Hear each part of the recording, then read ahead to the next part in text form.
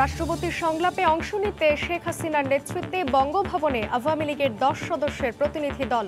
EC গঠনে আইনের খসড়া মন্ত্রিসভায় অনুমোদন। দেশে শুরু হয়েছে ওমিক্রনের সামাজিক সংক্রমণ। ঢাকায় সবচেয়ে ঝুঁকিপূর্ণ মহাখালী। 50 বছরের বেশি বয়সীরা পাবেন বুস্টার ডোজ, জানালেন স্বাস্থ্যমন্ত্রী।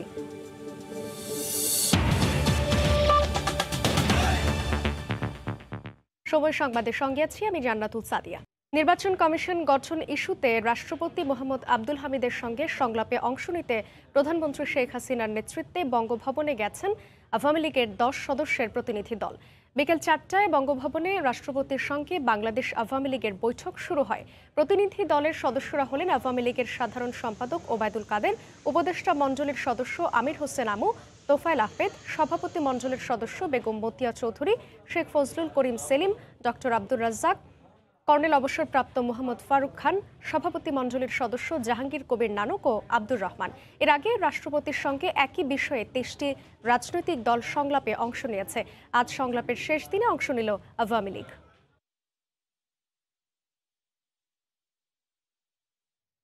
সবশেষ খবর জানাতে এই মুহূর্তে বঙ্গভবনের সামনে আছেন রিপোর্টার দেবাশিস রায়। সরাসরি যাচ্ছি তার কাছে। দেবাশিস,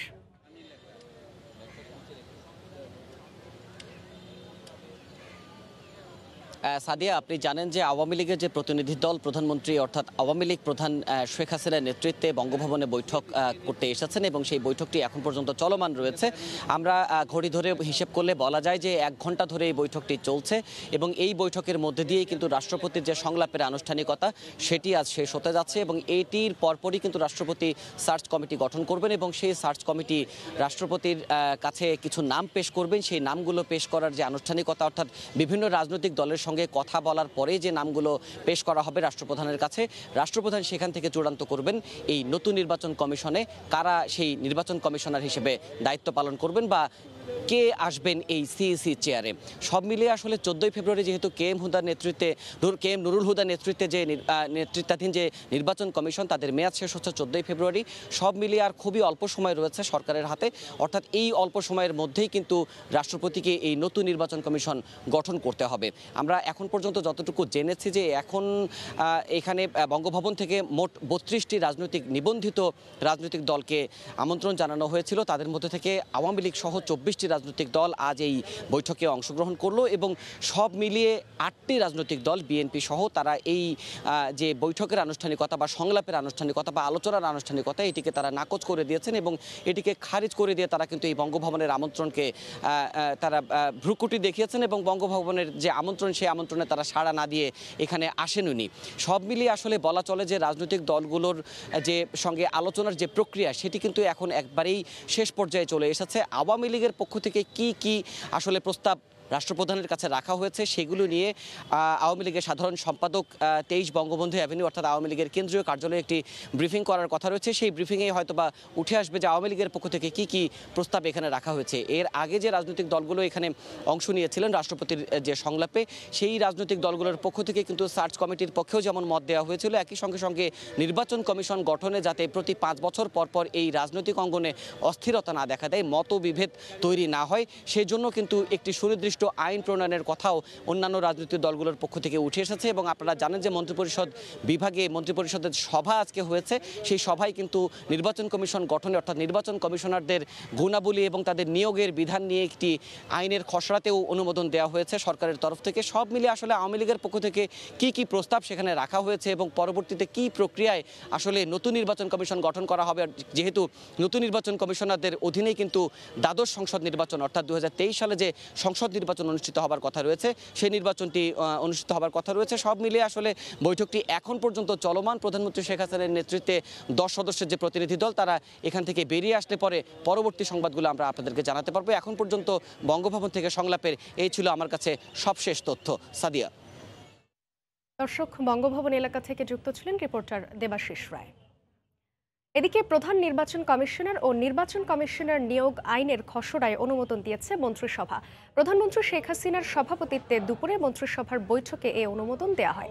সকাল 9:30টায় মন্ত্রিসভার নিয়মিত বৈঠক বসে জাতীয় সংসদ ভবনের মন্ত্রিপরিষদ সভাকক্ষে। অংশ নেন মুক্তিযুদ্ধ বিষয়ক মন্ত্রী আকম মোজাম্মেল হক, আইনমন্ত্রী অ্যাডভোকেট আনিসুল হক, অর্থমন্ত্রী আহম মুস্তফা কামাল, তথ্যমন্ত্রী ডক্টর হাসান মাহমুদ সহ মন্ত্রিসভার সদস্যরা। এই আইনে সার্চ কমিটির মাধ্যমে প্রধান নির্বাচন কমিশনার ও নির্বাচন কমিশনার নিয়োগের বিধান থাকছে। বৈঠক শেষে সচিবালয়ে ব্রিফিং করেন মন্ত্রিপরিষদ সচিব খন্দকার আনোয়ারুল ইসলাম। প্রধান নির্বাচন কমিশন এবং নির্বাচন কমিশনার নিয়োগ আইন 2022-এর চূড়ান্ত অনুমোদন দেওয়া হয়েছে। এটা ছিল না ড্রাফটে, এটা ক্যাবিনেট ইনক্লুড করে দিচ্ছে। কোনো গুরুত্বপূর্ণ সরকারি, আধা সরকারি বা বেসরকারি পদে বা বিচার বিভাগীয় পদে কমপক্ষে 20 বছরের কাজের অভিজ্ঞতা থাকতে হবে। সিটি নির্বাচনের পর বিজয় উৎসব চলছে বন্দরনগরী নারায়ণগঞ্জে। টানা তৃতীয়বারের মতো সেলিনা হায়াত আইভীর বিজয়ে নেচে গেয়ে তার বাড়ির সামনে উদযাপন করছেন কর্মী সমর্থকরা। উন্নয়ন অব্যাহত রাখতে সবাইকে সঙ্গে নিয়ে কাজ করার অঙ্গীকার করেন আইভী। এদিকে পরাজয়ের জন্য আবারও ইভিএমকে দুষলেন তৈমুর আলম খন্দকার। হাসিবুল হাসানকে সঙ্গে নিয়ে নারায়ণগঞ্জ থেকে সাদাত রহমতুল্লাহ রিপোর্ট। মত নির্বিশেষে সবাইকে সঙ্গে নিয়ে নারায়ণগঞ্জের উন্নয়নে কাজ করার প্রতিশ্রুতি ব্যক্ত করেন তিনি। ভালো লাগছে এই কারণে যে আগামী 5 বছরের জন্য এই জনগণের খেদমত করতে পারবো এবং যে মেগা প্রজেক্টগুলি চলছে, চলমান প্রজেক্টগুলি আমি নারায়ণগঞ্জবাসীর জন্য শেষ করতে পারবো, কাজ করতে পারবো। নারীরা এবং যারা একটু বয়স্ক তারা কিন্তু ভোট আমাকেই দেয় সবসময়। আমার ভোট ব্যাংকে কেউ হানা দেওয়ার চেষ্টা করেছে কিনা তা যাই না, দেখতে হবে, খুঁজে দেখতে হবে। তবে ইভিএমে আরেকটু ফাস্ট হলে ভালো হতো। সেলিনা হায়াত আইভীর জয়ের মধ্য দিয়ে ভোটারদের প্রত্যাশা পূরণ হয়েছে। ম্যাডাম পাস করছে, আমরা খুব খুশি হয়েছি। জনগণের জয়, আইভীর জয়, সারা বাংলাদেশের আনন্দ। অনেক কাজ করছে, অনেক ভালো, তার জন্য আমরা নাচি। যদি এনে না পাস করতো এই কাজগুলো স্থগিত থেকে যেত। জনগণ ঠান্ডা মাথায় সুষ্ঠু মতো ভোট দিতে পারছে, এটাই সবচেয়ে বড় কথা। এদিকে নির্বাচনের পরাজয়ের পর আবারও ইভিএমকে দুষলেন স্বতন্ত্র প্রার্থী তৈমুর আলম খন্দকার। আমি সকল দলকে অনুরোধ করব ইভিএম এর মাধ্যমে যেন নির্বাচনে না যায়। এটা আমার কঠিন পরীক্ষার ফলে এটা আমি পাইলাম। আমি আগেও বলছি ইভিএম একটা চুরির বাক্স, এখন বলতেছি এটা ডাকাতির বাক্স। রোববার অনুষ্ঠিত নারায়ণগঞ্জ সিটি নির্বাচনে 66,000-এর বেশি ভোটে স্বতন্ত্র প্রার্থী তৈমুর আলম খন্দকারকে পরাজিত করে তৃতীয়বারের মতো মেয়র নির্বাচিত হন সেলিনা হায়াত আইভী। সাদাত রহমতুল্লাহ, সময় সংবাদ, নারায়ণগঞ্জ। এদিকে নারায়ণগঞ্জে শান্তিপূর্ণ নির্বাচন হয়েছে উল্লেখ করে স্থানীয় সরকার মন্ত্রী তাজুল ইসলাম বলেছেন, ইভিএম এর মাধ্যমে ভোটে কারচুপির সুযোগ নেই। সকালে সচিবালয়ের সাংবাদিকদের সঙ্গে আলাপকালে তিনি কথা বলেন। নারায়ণগঞ্জের নির্বাচনে শান্তিপূর্ণ নির্বাচন হয়েছে, তো ইভিএমে হয়েছে একজনের ভোট আরেকজন দিতে পারে ম্যানুয়ালি হলে, আর ইভিএমে হলে একজনের ভোট আরেকজন দিতে পারে না। তো এই জন্য এখানে আপনার এটাকে নিয়ন্ত্রণ করা সম্ভব। তো স্বাভাবিকভাবে ইভিএমে মানুষ তো শিফট করতেছে সারা পৃথিবীতে, এই কারণেই যে তারা নাকি এই সমস্ত ফেক ভোট যেন না পড়ে। যে কোনো নতুন পদ্ধতি আপনার জন্য কিছুটা চ্যালেঞ্জিং হয়। তো এখন এই জন্যেই সরকার ইচ্ছে করলে তো সমস্ত দেশে একসাথে ইভিএম আরম্ভ করতে পারত। তো এটা অ্যাডপ্টেশনের জন্য একটা সময় লাগে। নারায়ণগঞ্জ সিটি কর্পোরেশন নির্বাচনের ষড়যন্ত্র এবং অপপ্রচারের সংস্কৃতিতে যারা বিশ্বাসী তাদের বিপর্যয় হয়েছে বলে মন্তব্য করেছেন আওয়ামী লীগ সাধারণ সম্পাদক ওবায়দুল কাদের। দুপুরে রাজধানীতে তার সরকারি বাসভবনে সাংবাদিকদের সঙ্গে কথা বলেন তিনি। এ সময় ওবায়দুল কাদের আরও বলেন, এই নির্বাচনে জনগণের স্বতঃস্ফূর্ত অংশগ্রহণ সুস্পষ্টভাবে গণতন্ত্রেরই বিজয়। নেতিবাচক এবং উন্নয়ন বিমুখ রাজনীতির চরম ভরাডুবি ঘটেছে গতকালের নির্বাচনে। অপপ্রচারের সংস্কৃতিতে যারা বিশ্বাসী তাদের ঘটেছে বিপদ। এই নির্বাচনে ইভিএমের যে ব্যবহার, ইভিএমে ভোট প্রদান ভোটার পদ্ধতিকে আরও আধুনিক, আরও সহজ করেছে। ভোটদান পদ্ধতিকে যে কোনো মানদণ্ডে 16 জানুয়ারি নারায়ণগঞ্জ সহ অনুষ্ঠিত বিভিন্ন নির্বাচন ভালো নির্বাচন বলে অভিষিক্ত হতে পারে। সহিংসতা শূন্য নির্বাচন দেখল দেশের 17 কোটি মানুষ। ভোটারদের উচ্ছ্বাস, প্রতিদ্বন্দ্বী প্রার্থী ও সমর্থকদের শান্তিপূর্ণ সহাবস্থানের মধ্য দিয়ে নারায়ণগঞ্জ সিটির ভোট নির্বাচনী ব্যবস্থার এক নতুন দ্বার উন্মোচন করল। তাই এই নির্বাচনকে মাইল ফলক বলছেন বিশ্লেষকরা। মার্জিয়া মুমুন রিপোর্ট। জয় উৎসর্গিত আমার নারায়ণগঞ্জের নিবেদিত প্রাণ জনসাধারণের জন্য। এরই সঙ্গে সহিংসতাবিহীন এক নির্বাচন দেখল দেশবাসী, যে নির্বাচনের প্রতি মুহূর্ত টান টান উত্তেজনায় ভরপুর, বাকযুদ্ধের একের পর এক অধ্যায়। তবে নেই আইন ভঙ্গের এতটুকু রেশ।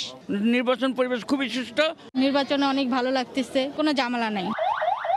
সাম্প্রতিক সময়ের ইউনিয়ন পরিষদ নির্বাচনের অভিজ্ঞতায় সহিংসতার আশঙ্কা দানা বাঁধে নারায়ণগঞ্জের ভোট গ্রহণ ঘিরে। মেয়র পদে প্রতিদ্বন্দ্বিতাকারী প্রধান দুই প্রার্থীও শঙ্কা জানান, ভোটাররাও ছিলেন অজানা আতঙ্কে। তবে সব শঙ্কাকে তুড়ি মেরে রোববার শতভাগ শান্তিপূর্ণ এক নির্বাচন দেখল শীতলক্ষ্যাপাড়ের বাসিন্দারা। নারায়ণগঞ্জের এমন পরিস্থিতি দেশের নির্বাচনী ব্যবস্থাকে শক্তিশালী ও সমৃদ্ধ করেছে বলে মনে করছেন বিশেষজ্ঞরা। আমরা সাধারণত দেখি যে অন্তত আর কিছু না হলে ধাওয়া পাল্টা দেওয়া হয়। শুরু থেকে একেবারে সহ অবস্থান ছিল, সেই ধরনের কাদা ছোড়াছড়ি হয়নি, এজেন্ট বের করে দিয়েছে বা আমাকে ঢুকতে দেয়নি, সেরকম অভিযোগও খুব কম শুনেছি।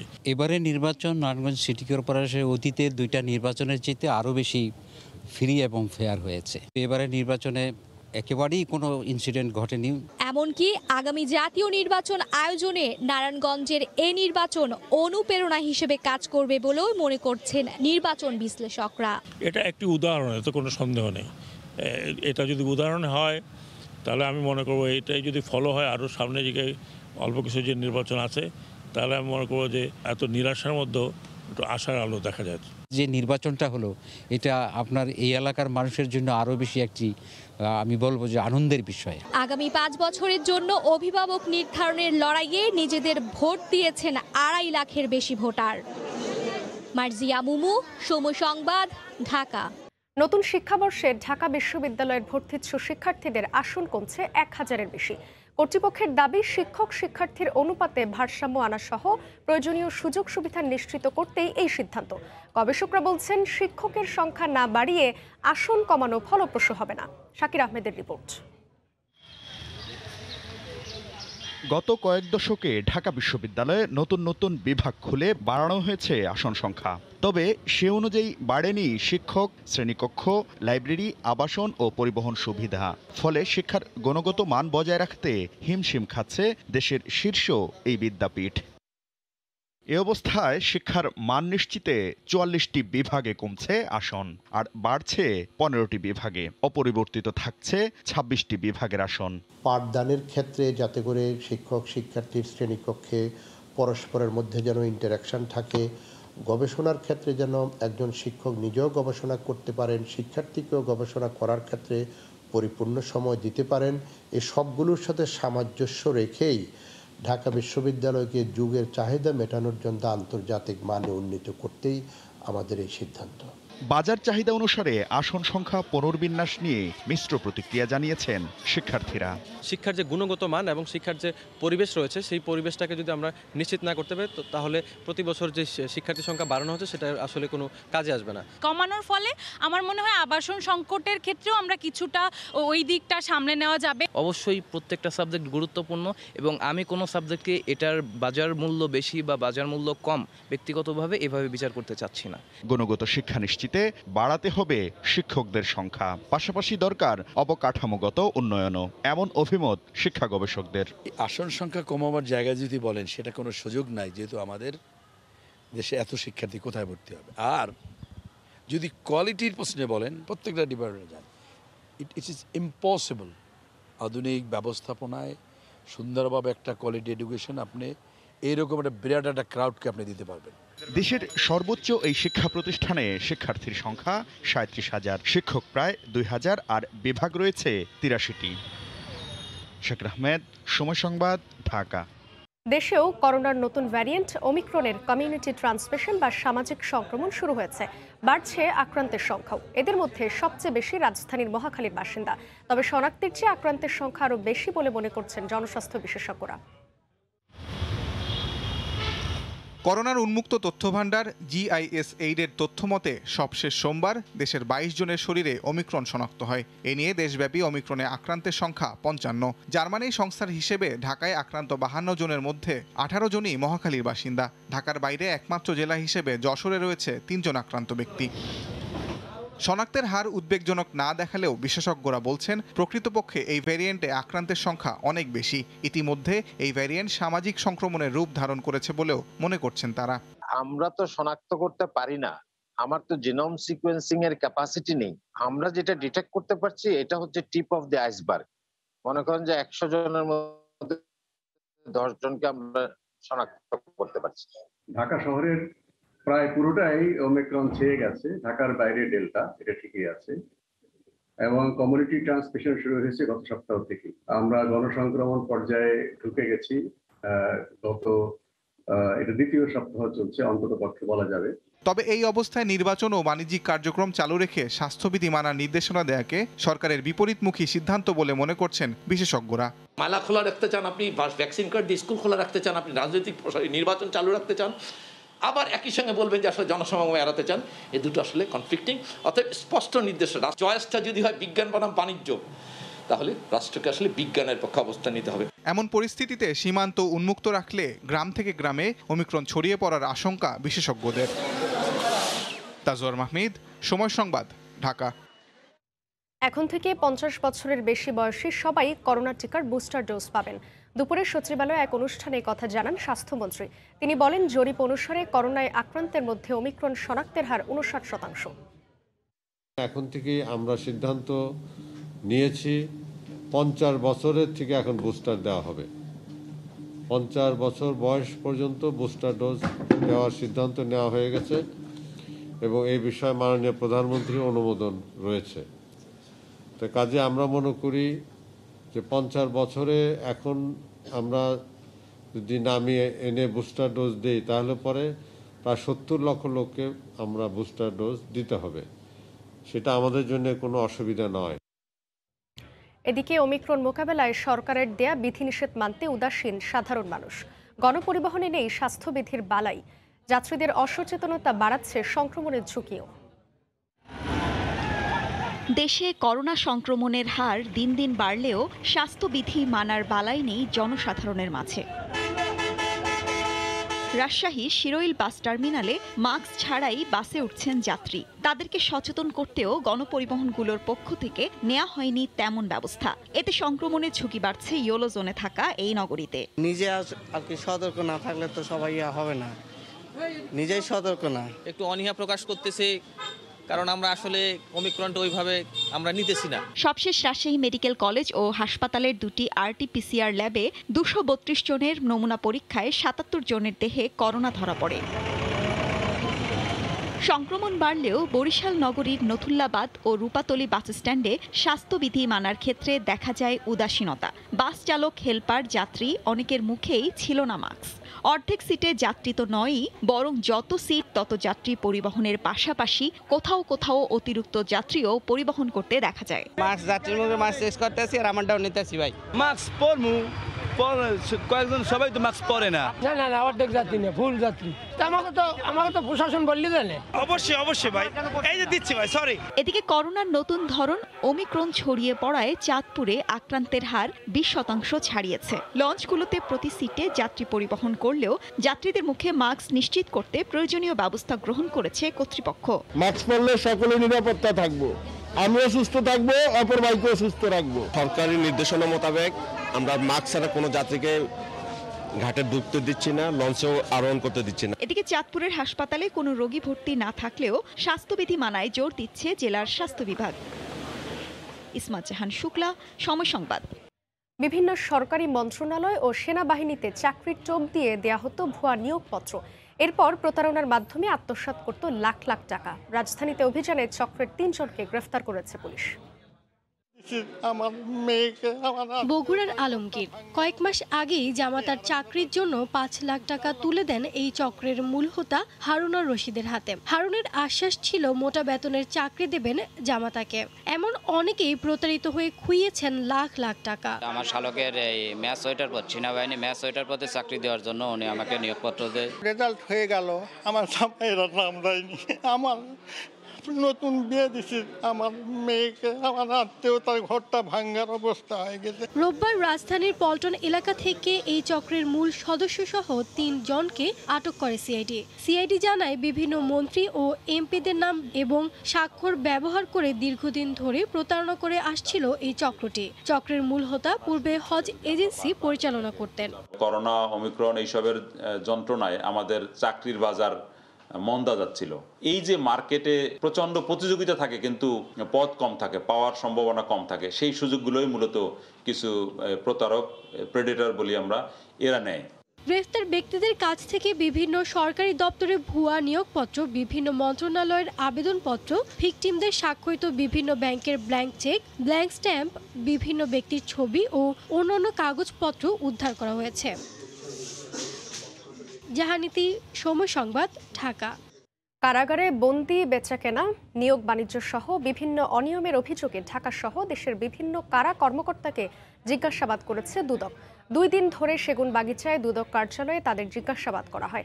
এদিকে সাউথ বাংলা ব্যাংকের চেয়ারম্যানের বিরুদ্ধে অর্থ আত্মসাৎ ও পাচারের অভিযোগে 2টি মামলা করেছে দুদক।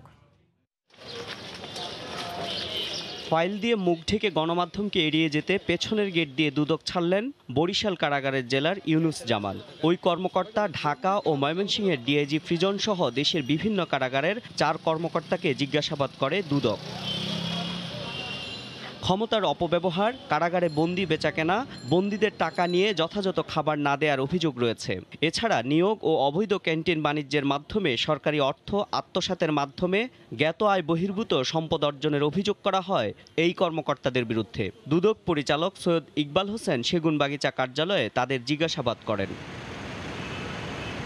এছাড়া স্বরাষ্ট্র মন্ত্রণালয়ের অভিযোগের ভিত্তিতে করোনাকালীন কেনাকাটা সংক্রান্ত অনিয়মের অভিযোগে 8 জেলার ও জেল সুপারকে জিজ্ঞাসাবাদ করা হয়। এ বিষয়ে কথা বলতে চায়নি দুদক। এই বিষয়ে বিস্তারিত তথ্যপত্র জেনে পরবর্তীতে আপনাদেরকে আমি জানাতে পারব।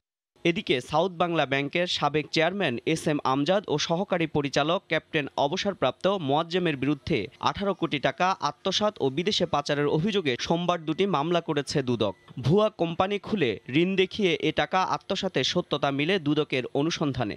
কোনোরূপ যাচাই বাছাই ছাড়াই রাফি মাহি কর্পোরেশন নামীয় কাগজে প্রতিষ্ঠানের মাধ্যমে 12 কোটি টাকা ব্যাংক থেকে উত্তোলন করে আত্মসাৎ করেন। এখানে আসামি রয়েছেন 8 জন। সাবেক চেয়ারম্যান এস.এম. আমজাদ হোসেনের নির্দেশে প্রধান কার্যালয়ের অনুমোদন না নিয়েই এস.এম. আমজাদ হোসেন 6 কোটি 8 লক্ষ টাকা উত্তোলনপূর্বক আত্মসাৎ করেন। পরবর্তীতে স্থানান্তর রূপান্তরের মাধ্যমে তা পাচার করে শাস্তিযোগ্য অপরাধ করায় তার বিরুদ্ধে আজকে আরেকটি মামলা হয়েছে। প্রায় 12.5 কোটি টাকা অর্থ আত্মসাৎ ও পাচারের অভিযোগ ওঠার পরেই প্রধান আসামি আমজাদ সপরিবারে যুক্তরাষ্ট্রে চলে যান। এমআর আমিন, সময় সংবাদ, ঢাকা। কোনোভাবেই বন্ধ হচ্ছে না ভারতে তেল পাচার। আইনশৃঙ্খলা রক্ষা বাহিনীর নাকের ডগায় বেনাপোল দিয়ে পাচার হচ্ছে ডিজেল। প্রকাশ্যেই ড্রামে করে নিচ্ছে সীমান্তের ওপারে। এছাড়া বন্দর এলাকায় প্রকাশ্যে সাইনবোর্ড ঝুলিয়ে বিভিন্ন মুদি ব্যবসায়ী বিক্রি করছেন ডিজেল। পাচার রোধে নিরাপত্তা জোরদারের কথা বলা হলেও নেই তৎপরতা। আজিজুল হকের পাঠানো তথ্য ও ছবি নিয়ে রিপোর্ট। দেশের বৃহত্তম স্থলবন্দর বেনাপোলের বাইপাস সড়কে কাস্টমসের স্ক্যানিং মেশিনের সামনে দাঁড়িয়ে আছে ভারতীয় ট্রাক। সোমবার সকাল 10টার দিকে একজন ভারতীয় চালক প্লাস্টিকের বোতলে করে বন্দর এলাকার দোকান থেকে কিনে আনা ডিজেল ভরেন ট্রাকে।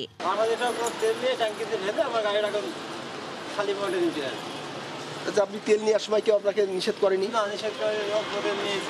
দিনে দুপুরে বন্দরের ব্যস্ততম সড়কে ভারতীয় ট্রাক চালকেরা স্থানীয় দোকান থেকে ড্রামে ভরে ডিজেল নিয়ে ট্রাকে ঢোকালেও যেন দেখার কেউ নেই। এছাড়া বন্দর এলাকায় প্রকাশ্যে সাইনবোর্ড ঝুলিয়ে অনেক ব্যবসায়ী বিক্রি করছেন ডিজেল। বন্দরের আশেপাশে অনেক নিরাপত্তা কর্মী থাকলেও দেখেও যেন কিছুই দেখেন না তারা। এরকম যদি তেল নেয় তাহলে তো আমাদের দেশে, বাংলাদেশের তেল অনেক সংকট পড়ে যাবে, তেলের দাম আরও বাড়বে। তাই এটা কোনো প্রশাসনও দেখতেছে না। দেখা যাচ্ছে এখানে সিকিউরিটি আছে, আনসার আছে, এরা কোনো তোয়াক্কাও করে না।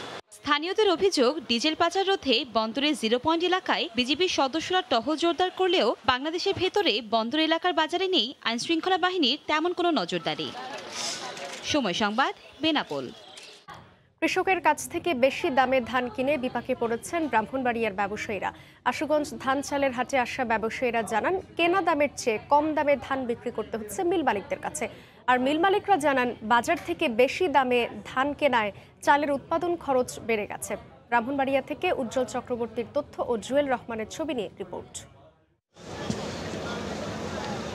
আশুগঞ্জ ধান চালের হাটে বিয়ার 28 ধান 1200 থেকে 1300 টাকা, বিয়ার 29 ধান 1300 থেকে 1400 টাকা এবং মোটা ইরি ধান বিক্রি হচ্ছে 1220 টাকা থেকে 1150 টাকা দরে। ব্যবসায়ীরা জানান, কৃষকের কাছ থেকে বেশি দামে ধান কিনে লোকসান দিয়ে বাজারে বিক্রি করতে হচ্ছে তাদের। অন্যদিকে মিল মালিকরা জানান, বাজারে ধানের দাম বাড়ায় চালের উৎপাদন খরচ বেড়েছে। ধান আর চাইলের কোনো দরের মিল নাই, চাউল কম ইস্যুতে বেচতে গিয়ে চাইলের দর কম, আমরা মিলার আর পড়তে হইতেছে না। ধানের দর অনুযায়ী চাউল বিক্রি করা যাইতেছে না, এই কারণে মিল মালিক অনেক ক্ষতিগ্রস্ত হইতেছে। তবে ধানের ভালো দাম পাওয়ায় খুশি কৃষকরা। বছর ধানের দর একটু বাড়ছে, আগামীতে ধানের দর কমতে আসেন। অবস্থা মোটামুটি ভালো, শুকনাটা 1000-1100 টাকা বিক্রি হইতেছে। তবে এই দাম যদি থাকে তাহলে কৃষকের জীবনটা একটু বাঁচবে। এদিকে খাদ্য বিভাগ জানায়, ধান চাল কেনার সরকারি অভিযান চলবে 28 ফেব্রুয়ারি পর্যন্ত। প্রকৃত কৃষকদের নিকট হতে 1080 টাকা মন দরে ধান এবং লাইসেন্সভুক্ত চালকল মালিকদের নিকট হতে 40 টাকা কেজি দরে চাল সংগ্রহ করা হচ্ছে। আমরা আশা করছি সরকার নির্ধারিত সময়সীমার পূর্বেই আমাদের লক্ষ্যমাত্রার সমুদয় ধান এবং চাল সংগ্রহ করতে পারব। গত আমন মৌসুমে ব্রাহ্মণবাড়িয়ায় 2,47,000 মেট্রিক টন ধান উৎপাদন হয়েছে, যা থেকে চলতি মৌসুমে 1,36,506 মেট্রিক টন চাল উৎপাদনের লক্ষ্যমাত্রা নির্ধারণ করেছে কৃষি বিভাগ। সময় সংবাদ, ব্রাহ্মণবাড়িয়া। দেশের বাইরের খবর। ভারী তুষারপাত ও শীতকালীন ঝড়ে নাকাল যুক্তরাষ্ট্রের দক্ষিণ পূর্বাঞ্চল। এতে বিদ্যুৎ বিচ্ছিন্ন হয়ে পড়েছে কয়েকটি অঙ্গরাজ্যের প্রায় 1.5 লাখ বাসিন্দা। বাতিল করা হয়েছে হাজার হাজার ফ্লাইট। পরিস্থিতি নিয়ন্ত্রণে ভার্জিনিয়া, জর্জিয়ার পাশাপাশি নর্থ ও সাউথ ক্যারোলাইনায় ঘোষণা করা হয়েছে জরুরি অবস্থা। চারিদিকে শুধু বরফ আর বরফ, ঢেকে গেছে রাস্তাঘাট, বাড়ির ছাদ, এমনকি জমে আছে পেট্রোল পাম্পগুলো। ভয়াবহ এই তুষারঝড় যুক্তরাষ্ট্রের মধ্য পশ্চিম থেকে পূর্বাঞ্চলের দিকে এগোচ্ছে। মার্কিন আবহাওয়া দফতর জানিয়েছে, আগামী 2 দিন দেশের পূর্বাঞ্চলের বেশ কিছু এলাকার উপর এই ঝড় বয়ে যাবে। কয়েকটি এলাকায় 1 ফুট পর্যন্ত তুষার পড়তে পারে। নিউ ইয়র্ক শহর এবং কানেকটিকাটের কিছু এলাকা সহ কয়েকটি উপকূলীয় এলাকায় বন্যার পূর্বাভাসও দেয়া হয়েছে। আবহাওয়ার অবনতির কারণে রোববার সকালে মার্কিন এয়ারলাইন্সগুলো অন্তত 2,400 ফ্লাইট বাতিল করেছে। এদিকে দক্ষিণ ক্যারোলিনার গভর্নর ওই অঞ্চলের বাসিন্দাদের রাস্তায় বের না হওয়ার পরামর্শ দিয়েছেন। অন্যদিকে স্থানীয় সময় রোববার রাত থেকে কানাডার ওন্টারিও প্রদেশে তুষারপাত শুরু হতে পারে বলে আভাস দিয়েছে স্থানীয় আবহাওয়াবিদরা। মৌসুমী সাথী, সময় সংবাদ। উপমহাদেশের কিংবদন্তি নৃত্যগুরু পণ্ডিত বিরজু মহারাজ মারা গেছেন। রোববার রাতে হৃদরোগে আক্রান্ত হয়ে মৃত্যু হয়েছে 83 বছর বয়সী এই নৃত্য সাধকের। শোক জানিয়েছেন ভারতের রাষ্ট্রপতি রামনাথ কোবিন্দ ও প্রধানমন্ত্রী নরেন্দ্র মোদী। এছাড়াও শোকে ভাসছে বলিউড। বাংলাদেশের সঙ্গেও নিবিড় সম্পর্ক ছিল বিরজু মহারাজের। কত্থক নাচের মহারাজ তিনি। নাচের মধ্য দিয়েই দারুণ গল্প বলে যেতেন এই নৃত্য সাধক। তিনি পণ্ডিত বিরজু মহারাজ। কয়েক যুগ ধরে নিজের নৃত্য শৈলী দিয়ে মানুষের মন জয় করা উপমহাদেশের কিংবদন্তি নৃত্য ব্যক্তিত্ব অনেকটা নীরবে চলে গেলেন ওপারে। রোববার হৃদরোগে আক্রান্ত হয়ে 83 বছর বয়সী নৃত্যগুরুর মৃত্যুর খবর নিশ্চিত করে ভারতীয় গণমাধ্যম। 1937 সালে লখনৌতে জন্ম নেয়া বিরজু মহারাজ ছোটবেলা থেকেই নাচে পারদর্শী ছিলেন। 7 পুরুষ ধরে তাদের পরিবারে কত্থক নাচের চর্চা। বিরজু মহারাজের গুরু ছিলেন বাবা অচ্ছন মহারাজ। শুধু নাচ নয়, সব ধরনের বাদ্যযন্ত্র বাজাতেও বিরজু ছিলেন অনন্য। শাস্ত্রীয় সঙ্গীতের উপরও চমৎকার দখল ছিল পণ্ডিতজির। নিজের শিল্পকর্মের স্বীকৃতি হিসেবে 1983 সালে ভারত সরকারের পক্ষ থেকে পদ্মবিভূষণ পান বিরজু মহারাজ। একের পর এক কোরিওগ্রাফিতে চলচ্চিত্রে জাতীয় পুরস্কার সহ একাধিক পদক পেয়েছেন তিনি।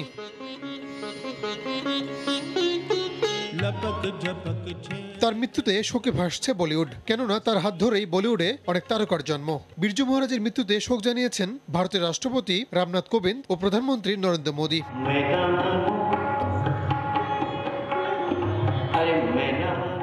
বাংলাদেশের সঙ্গেও নিবিড় সম্পর্ক ছিল এই নৃত্য সাধকের। অনেক প্রতিষ্ঠিত নৃত্যশিল্পী সরাসরি এই নৃত্যগুরুর শিষ্য ছিলেন। রাহানুল রানা, সময় সংবাদ।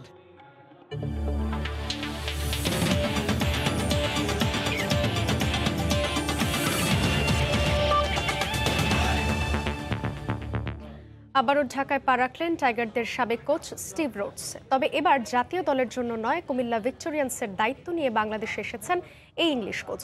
2018 সালের জুনে 2 বছরের চুক্তিতে বাংলাদেশের হেড কোচ হিসেবে যোগ দেন রোডস। তবে 1 বছরের মাথায় চাকরি হারান তিনি। 2019 ওয়ানডে বিশ্বকাপে বাজে পারফরমেন্সের কারণে তার উপর অসন্তুষ্ট ছিল বিসিবি। গেম প্ল্যান ও ক্রিকেটারদের ব্যবস্থাপনা নিয়ে অভিযোগের প্রেক্ষিতে বিশ্বকাপ শেষেই তাকে বরখাস্ত করা হয়। তবে 2.5 বছরের মাথায় আবারও বাংলাদেশে কোচের দায়িত্ব নিয়ে এসেছেন রোডস। আসন্ন বিপিএলে কুমিল্লা ভিক্টোরিয়ান্সের ডাগ আউটে থাকবেন তিনি। ইতিমধ্যে মিরপুরে দলটির অনুশীলনে যোগ দিয়েছেন এই ইংলিশ কোচ। মোস্তাফিজ ইমরুলদের নিয়ে কাজও শুরু করে দিয়েছেন। এদিকে বিপিএল সামনে রেখে অনুশীলন চালিয়ে যাচ্ছে অন্য দলগুলো।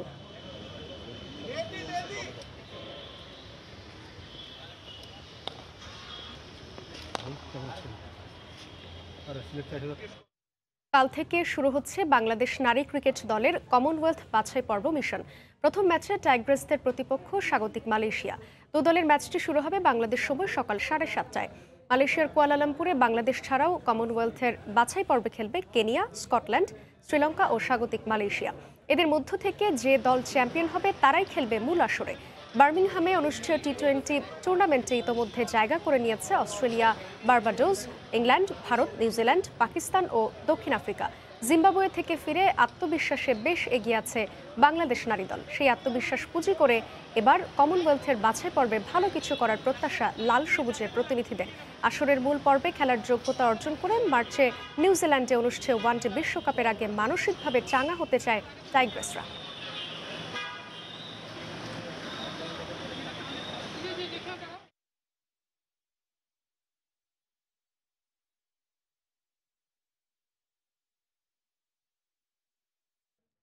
এ পর্যায়ে শীর্ষ সংবাদ জানিয়ে দিচ্ছি আরেকবার। রাষ্ট্রপতির সংলাপে অংশ নিতে শেখ হাসিনার নেতৃত্বে বঙ্গভবনে আওয়ামী লীগের 10 সদস্যের প্রতিনিধি দল। ইসি গঠনে আইনের খসড়া মন্ত্রিসভায় অনুমোদন। এই ছিল এখনকার মতো। সঙ্গে থাকুন সময়ের।